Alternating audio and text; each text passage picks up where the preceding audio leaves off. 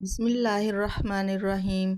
मेरे बहनों और भाइयों से गुजारिश है कि मेरी हदीस को पढ़ें और चैनल को सब्सक्राइब करें और लाइक कीजिएगा। शुक्रिया। जज़ाकल्लाह खैरन कसीरन। अली रज़ी अल्लाह अन्हा ने कहा, मैंने रसूलुल्लाह सल्लल्लाहु अलैहि वसल्लम को फरमाते हुए सुना है, जो मुसलमान भी किसी मुसलमान की सुबह के वक्त इयादत करता है तो शाम तक 70,000 फरिश्ते इसके लिए इस्तग़फ़ार करते हैं, और जो शाम को इयादत करता है तो सुबह तक 70,000 फरिश्ते इसके लिए इस्तग़फ़ार करते हैं और इसके लिए जन्नत में एक बाग होगा। इसे तिरमिज़ी ने रवायत किया है। हदीस नंबर 969। रसूलुल्लाह सल्लल्लाहु अलैहि वसल्लम ने फरमाया, मोमिन को कोई कांटा भी चुभता है या इससे भी कम कोई तकलीफ़ पहुंचती है तो अल्लाह ताला इसकी वजह से इसका एक दर्जा बुलंद और इसके बदले इसका एक गुनाह माफ़ कर देता है।